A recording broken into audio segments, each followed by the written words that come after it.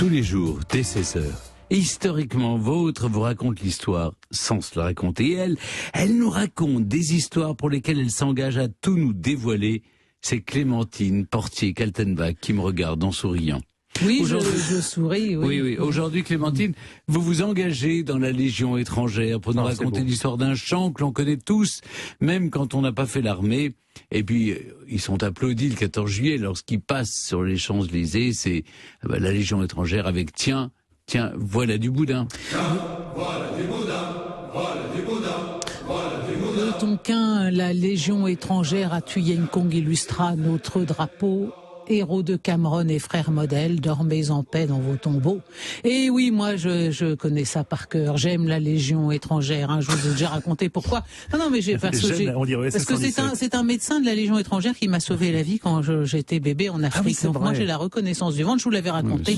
Et j'aime la Légion et je ne perds jamais une occasion de lui rendre hommage.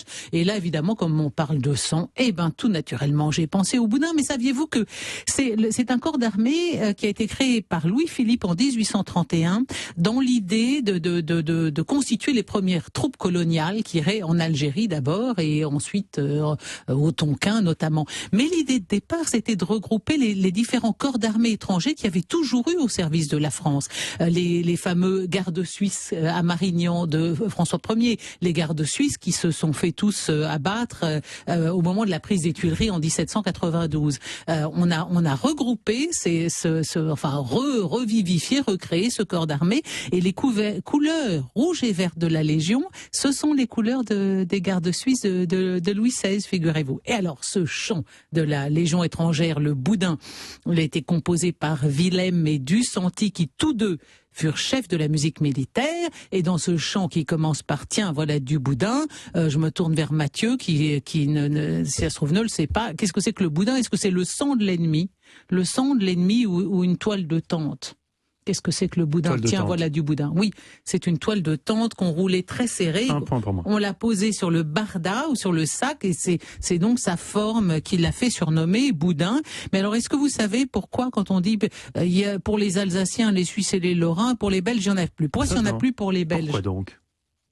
Pourquoi s'il n'y en a plus pour les Belges? Parce que chaque année, au moment du 14 juillet, des millions de Français se disent mais pourquoi est-ce qu'il n'y a plus de boudin pour les Belges? C'est dégueulasse.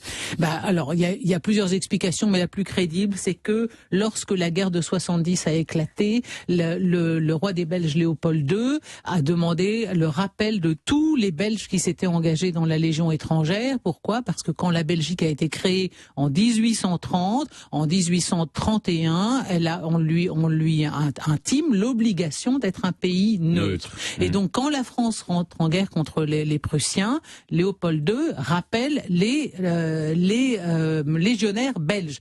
Et donc, ils doivent restituer leur pactage et sous les colibés des camarades. Et c'est ça l'explication. Pour les Belges, il n'y en a plus du boudin. Rendez-nous vos tentes parce que vous retournez en Belgique, vous n'allez pas vous battre avec nous, vous nous laissez tomber. Et plus encore que ça, en 1871, au moment de la guerre franco-prussienne, la Légion étrangère a suspendu les engagements volontaires d'étrangers et spécifié que seuls les Alsaciens, les Suisses et les Lorrains pourraient désormais rentrer dans la Légion parce que comme l'Alsace-Lorraine est devenue allemande, il y a plein de jeunes qui sont engagés dans la Légion étrangère pour ne pas devenir allemands et pas avoir à faire leur service côté allemand. Donc jamais la Légion étrangère n'a été aussi jeune qu'à ce moment-là.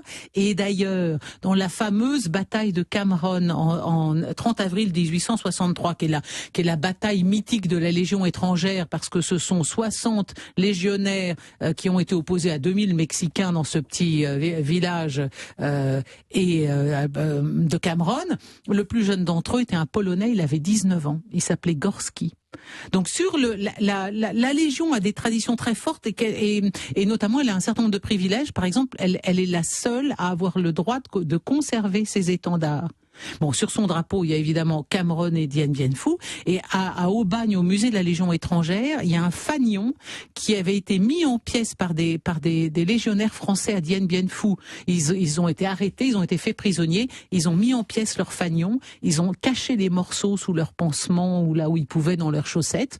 Et tous ceux qui ont survécu après leur rapatriement en France ont reconstitué le fanion de la Légion étrangère à Dien Bien Phu qu'on peut voir à Aubagne. Attendez, c'est magnifique. Alors, dernière question, Mathieu, est-ce que vous savez pourquoi la Légion étrangère passe toujours en dernier dans le défilé du 14 juillet ? Parce que c'est les meilleurs.